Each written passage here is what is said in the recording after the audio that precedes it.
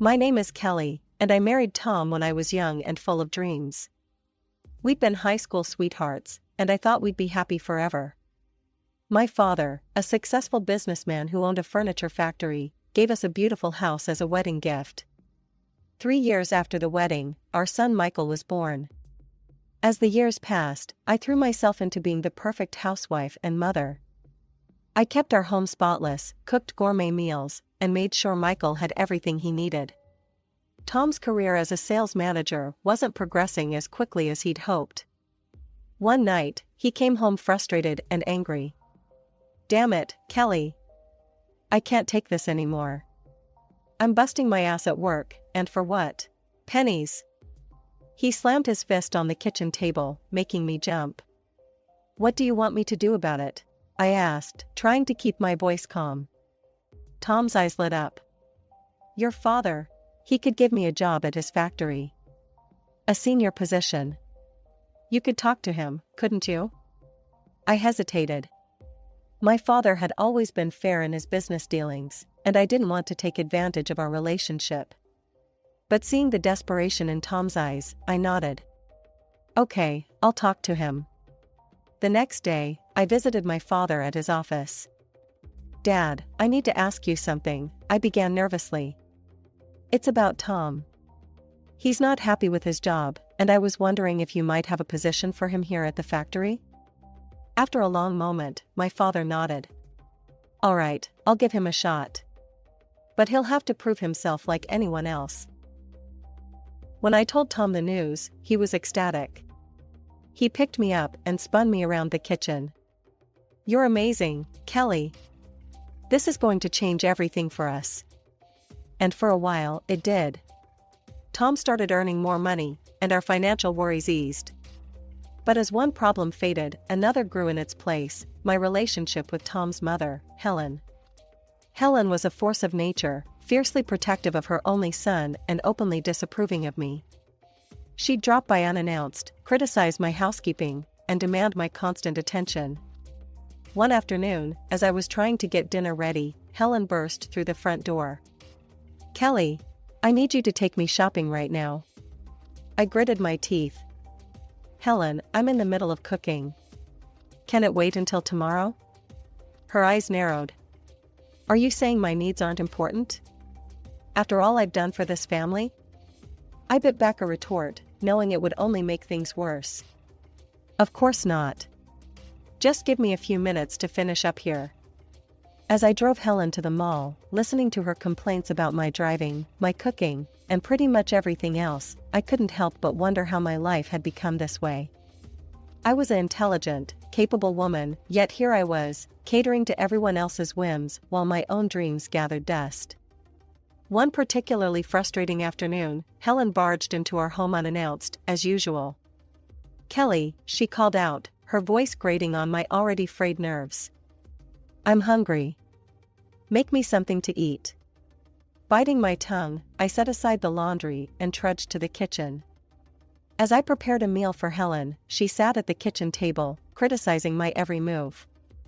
"You're using too much oil," she snapped. "And for heaven's sake, cut those vegetables smaller. Don't you know how to cook properly?" As I placed the finished meal in front of her, I hoped she'd eat quickly and leave. But to my dismay, she packed up all the food I'd prepared and stood up. "I'll be taking this with me," she announced. "I have bridge club tonight, and this will do nicely for snacks." I stared at her in disbelief. "But Helen, that was supposed to be our dinner." "Oh, you can always make more," she said, already heading for the door. "It's not like you have anything better to do with your time." As the door slammed behind her, I sank into a chair, feeling defeated. I glanced at the clock, realizing I now had less than an hour to prepare another meal before Tom got home from work. When Tom arrived, he found me frantically trying to get dinner on the table. "What's going on?" he asked, loosening his tie. "Why isn't dinner ready?" I explained what had happened with his mother, hoping for some understanding or support. Instead, Tom's face darkened. "Mom was here, and you didn't make her feel welcome?" he demanded. "Kelly, you know how important family is to me. You should have been more accommodating." Accommodating? I echoed, incredulous. Tom, she took our dinner. She treats me like a servant in my own home. Tom shook his head, clearly annoyed. You're exaggerating. Mom just wants to feel loved and appreciated. Is that too much to ask? As we ate the hastily prepared meal in silence, I couldn't help but feel a growing distance between us. Tom, once my high school sweetheart and closest confidant, now felt like a stranger across the dinner table. One evening, Tom came home from work in a foul mood. His face was red with anger as he slammed the front door behind him. Kelly, he bellowed. Your father is a tyrant, a despot. He humiliates people and uses them like pawns in his little game. I was taken aback. My father had always been fair and kind in my experience. What happened? I asked cautiously. Tom's eyes flashed with fury. I stood up for an employee today. Your father was treating him unfairly, and I couldn't stand by and watch. And you know what your precious daddy did? He fired me on the spot. My mind reeled. This didn't sound like my father at all. There must be some mistake, I said. Let me talk to Dad and hear his side. No, Tom roared, causing me to flinch. You will not speak to your father. You will not speak to your mother. As far as we're concerned, they no longer exist for us. Do you understand? Trembling, I nodded, too shocked and scared to argue further. In the days that followed, Tom found another job. He started earning well again, but the incident had changed something fundamental in our relationship. The warmth and love I once felt for him was replaced by fear and resentment. Years passed, and our son Michael grew up. He often asked about his grandparents, but Tom would shut down any conversation about them. You have one grandmother, he would say firmly. My mother. That's all you need to know. As Michael prepared to leave for college in another city, I felt a mix of pride and sadness. My baby was growing up, but I couldn't shake the feeling that I was losing the only ally I had in this house. Over the next few years, my life fell into a monotonous routine. I catered to Tom's every whim and endured Helen's constant criticism. Without Michael as a buffer, their treatment of me grew even more oppressive. One afternoon, as I was scrubbing the kitchen floor under Helen's watchful eye, the phone rang. I reached for it, but Helen snatched it away. I'll answer it, she snapped. You focus on getting that floor clean. I can still see spots. I gritted my teeth and returned to my task, but I couldn't help overhearing Helen's side of the conversation. Yes, this is the residence of Kelly. Who? Her father? Helen's voice dripped with disdain. I'm sorry, but Kelly isn't available to speak with you. Please don't call again. My head snapped up. Wait. I called out, but Helen had already hung up the phone. That was your father, she said coldly. I told him not to contact you again. You should be thanking me for protecting this family from those toxic people. I felt a surge of anger and frustration. You had no right to do that, I said, my voice shaking. He's my father. I should have been allowed to speak to him. Helen's eyes narrowed. You ungrateful little. Just then, Tom walked in. What's going on here? He demanded. Helen immediately put on a hurt expression. Oh, Tom, your wife is being so disrespectful to me. After all I do for this family. Tom turned to me, his face dark with anger. Is this true, Kelly? Are you disrespecting my mother? I opened my mouth to explain, but the words wouldn't come. I realized with a sinking heart that it didn't matter what I said. Tom would always take Helen's side. A year passed since that fateful phone call from my father. Life continued its suffocating routine, with Tom and Helen's control over me growing tighter by the day. Then, on a crisp autumn morning, everything changed. The phone rang while I was preparing breakfast. Tom was in the shower, and Helen hadn't arrived for her daily inspection of my housekeeping. For once, I was able to answer without interference. Hello? I said tentatively. Kelly? Is that you? The voice on the other end was familiar, yet distant, my father's voice. Kelly, it's your mother. She's very ill. The doctors, they don't think she has much time left. She needs you. We both do. Just then, I heard the bathroom door open. Tom would be down any minute. I'll try, Dad. I promise I'll try, I whispered before quickly hanging up. When Tom entered the kitchen, I was fighting to compose myself. Who was that on the phone? He asked suspiciously. I took a deep breath. It was my father. My mother is very ill, Tom. She's dying. I need to go see her. Tom's face hardened. Absolutely not. We've been through this, Kelly. Your parents don't exist for us anymore. I felt something snap inside me.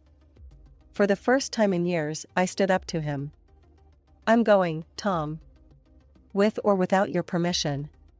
She's my mother, and I won't let her die without saying goodbye. Tom's jaw clenched. Fine. One day. That's all you get. And then you come back home where you belong. I nodded, not trusting myself to speak. One day was better than nothing. With shaking hands, I called my son Michael and told him what was happening. To my surprise and relief, he immediately offered to accompany me. The next morning, Michael and I set off for my childhood home. When we arrived, my father met us at the door. He looked older than I remembered, grief etching deep lines in his face. Without a word, he pulled me into a tight embrace. He led us to my mother's room. She lay in bed, pale and frail, but her eyes lit up when she saw me. Kelly, she whispered, reaching out a trembling hand. My baby girl. I rushed to her side, clasping her hand in mine. Mom, I'm here. I'm so sorry. Can you ever forgive me? She smiled weakly. There's nothing to forgive, sweetheart. I'm just glad you're here now. We spent the day by her bedside, sharing memories and making up for lost time. As the sun began to set, my mother's breathing became labored. She squeezed my hand and looked into my eyes. Kelly, she said softly. Promise me you'll live your life. Really live it. Don't let anyone cage your spirit again. Tears streamed down my face as I nodded. I promise, Mom. I promise. She smiled one last time, then closed her eyes. Her hand went limp in mine. She was gone. Suddenly, my phone began to ring incessantly. I knew without looking that it was Tom. I answered the call, moving to the hallway for privacy. Tom's voice, sharp with anger, cut through the line. Where the hell are you, Kelly? You were supposed to be back hours ago. Tom, I can't leave yet, I stammered, my voice thick with emotion. My mother just passed away. I need to stay for the funeral. Absolutely not, he roared. I told you one day, and that's all you get. If you're not back by tomorrow, don't bother coming back at all. His words hung in the air, a threat and a promise all at once. For a moment, I was tempted to give in, to rush back to the life I knew. But then I remembered my mother's last words, urging me to live my life fully. Fine, I said, my voice steadier than I felt. I'm staying. I ended the call before he could respond, my heart pounding. I had just defied Tom for the first time in our married life, and it was both terrifying and exhilarating. The next few days passed in a blur of grief and preparations. On the day of the funeral, as we stood solemnly around my mother's grave, my phone began to ring again. Tom's number flashed on the screen.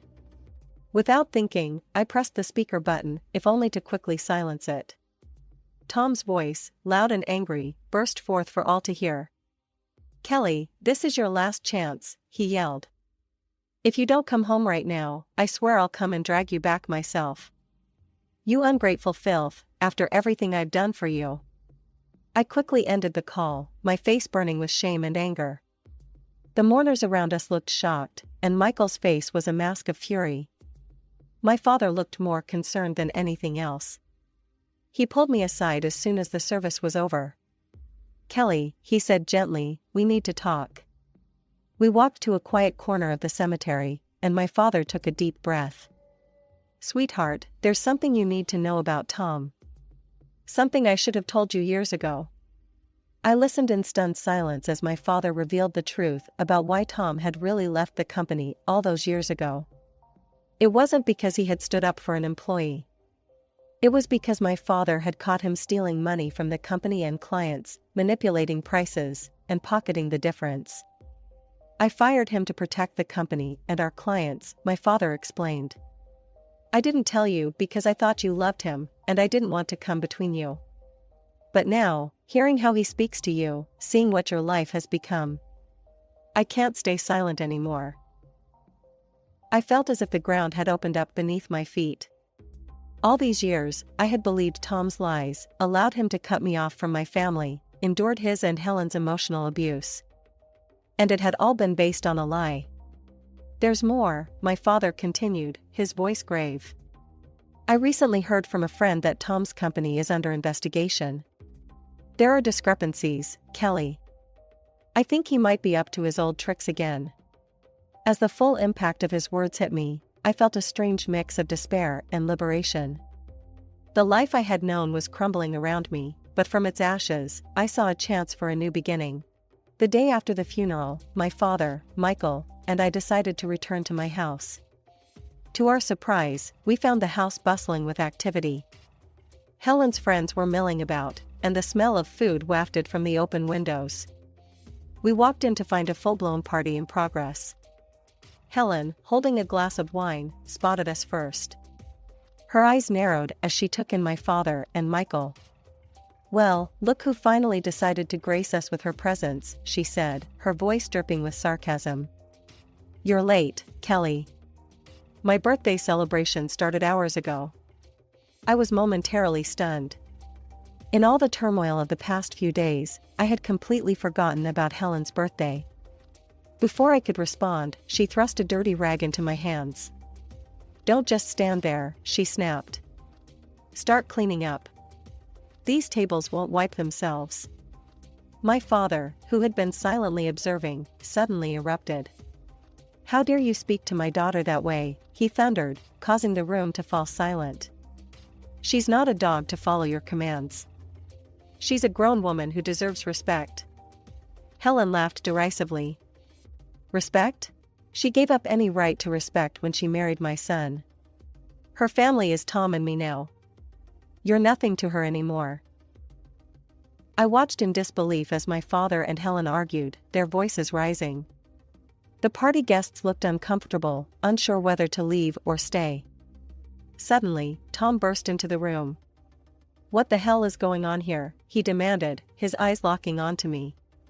"Kelly, why aren't you serving the guests? And what are they doing here?" He gestured angrily towards my father and Michael. Something inside me snapped. Years of pent-up frustration and anger came pouring out. "No, Tom," I said, my voice steady and clear. "I'm not serving anyone. I'm not cleaning up. And I'm not staying silent anymore." The room had gone deathly quiet. Even Helen seemed at a loss for words. "I know the truth, Tom," I continued, pulling out the divorce papers I had hastily prepared. "I know why you really left my father's company. And I'm done. I want a divorce." For a moment, Tom looked like he might lunge at me. But then, perhaps realizing he was outnumbered, he deflated. "Fine," he snarled. "Take your divorce. But don't think you'll get a penny from me." I couldn't help but laugh. "This house is mine, Tom. My father gave it to us as a wedding gift, remember? You're the one who needs to leave." Tom and Helen left shortly after, shooting venomous glares our way. As the door closed behind them, I sank onto the couch, suddenly exhausted. Michael, who had been quietly observing everything, finally spoke up. "Mom, why didn't you tell me things were so bad?" "I'm sorry, Michael," I said. "I thought I was protecting you. But I realize now that I was just teaching you the wrong lessons about love and respect." In the weeks that followed, my life transformed dramatically. The divorce proceedings began, and I threw myself into rebuilding my life. My father, true to his word, stood by me every step of the way. One afternoon, as we sat in his study discussing the future, my father broached a subject I hadn't expected. "Kelly," he began, his voice gentle but serious, "I've been thinking. I'm not getting any younger, and the factory needs new blood. How would you feel about coming to work with me?" I blinked in surprise. "Me? But Dad, I don't know anything about running a business." He chuckled. "Neither did I when I started. You're smart, Kelly. You can learn. Besides, it's about time you had a chance to spread your wings." Over the next few months, I immersed myself in learning the business. My father was a patient teacher, guiding me through the intricacies of running a furniture factory. I discovered a passion for design and innovation that I never knew I had. Meanwhile, the divorce proceedings dragged on. Tom, true to form, fought me every step of the way. He contested the ownership of the house, and even attempted to turn Michael against me. In the end, justice prevailed. I was awarded the house and substantial financial compensation for years of emotional abuse. Tom, facing charges for his fraudulent activities, found himself deep in debt and unable to hold senior positions anymore. As for Helen, she faded into the background, her influence over my life finally broken. The last I heard, she had moved in with a distant relative, her social circle diminished after the truth about Tom came out. 3 years passed in what felt like a blink of an eye. Then, one sunny morning, my father called me into his office. His face was solemn as he gestured for me to sit. "Kelly," he said, his voice heavy with emotion, "I'm not well. The doctors, they don't think I have much time left." The world seemed to tilt on its axis. "Dad, no," I whispered, reaching for his hand. He squeezed my fingers gently. "It's okay, sweetheart. I've had a good life. And now, I can go knowing that you're strong, that you're free, that you'll be okay." Tears streamed down my face as he continued. "I'm leaving everything to you, Kelly. The business, the house, all of it. You've more than proven yourself. I know you'll take good care of it all." In the weeks that followed, we spent as much time together as possible. My father's condition deteriorated rapidly, but his spirit remained strong. He passed away peacefully in his sleep, leaving behind a legacy that I was now responsible for carrying forward. The news of my father's passing and my inheritance spread quickly through our small town. I was still adjusting to my new reality when an unexpected visitor arrived at my doorstep. It was a crisp autumn afternoon when I heard the doorbell ring. Opening the door, I was shocked to see Tom standing there, a bouquet of flowers in his hand and an apologetic look on his face. "Kelly," he said, his voice softer than I'd heard it in years. "I'm so sorry about your father. May I come in?" Warily, I stepped aside to let him enter. We stood in the foyer, an awkward silence hanging between us. Finally, Tom spoke. "I've been doing a lot of thinking, Kelly. About us, about our life together. I know I made mistakes, terrible mistakes. But I've changed. My mother, she passed away last month. She was the one who always came between us. Now, there's nothing stopping us from being happy together again." As I opened my mouth to respond, I heard the sound of a car pulling up in the driveway. A moment later, the front door opened, and a tall, distinguished-looking man walked in. "Kelly, darling, I'm home," he called out, then stopped short when he saw Tom. Tom looked between us, confusion and anger dawning on his face. "Who the hell is this?" he demanded. The man stepped forward, extending his hand to Tom. "I'm David, Kelly's husband. And you are?" Tom ignored the outstretched hand, his face contorting with rage. "Husband? What the hell, Kelly? You remarried? You traitor!" David's expression hardened. He stepped between Tom and me, his voice low and dangerous. "I suggest you leave now, and never speak to my wife that way again." Tom lunged forward, but David was quicker. He caught Tom by the arm and firmly escorted him to the door. "This is your only warning," David said calmly. "Stay away from Kelly. If you ever come near her or insult her again, you'll regret it." With that, he shut the door in Tom's face. As the sound of screeching tires faded away, David turned to me, his face softening with concern. "Are you okay, love?" I nodded, stepping into his embrace. "I'm fine. I'm just glad you're home." I looked up at him, a smile playing on my lips. "And I'm glad you waited for me after all these years." David chuckled, pressing a kiss to my forehead. "I've loved you since high school, Kelly. I would have waited forever if I had to." As we stood there in each other's arms, I marveled at how life had come full circle. David and I had been high school sweethearts before Tom came into the picture. After my divorce, we had reconnected, and our old feelings had blossomed anew. We'd married in a quiet ceremony 6 months ago, starting a new chapter in both our lives. Just then, my phone buzzed with a text. It was from Michael. "Mom, great news. Jessica's pregnant. You're going to be a grandmother." In the months that followed, life settled into a beautiful rhythm. Michael and his wife Jessica moved back to our city, eager to be close to family as they prepared for their baby's arrival. They joined us at the factory, bringing fresh ideas and energy to the business.